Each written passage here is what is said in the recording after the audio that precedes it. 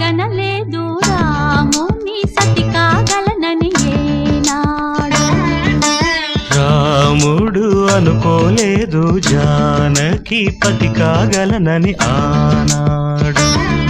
ఆనాడు ఎవరు అనుకోనిది ఈనాడు మనకు నిజమైనది. ఆ రామాయణం మన జీవన పారాయణం. రాముడు అనుకోలేదు జానకి పతి కాగలనని ఆనాడు.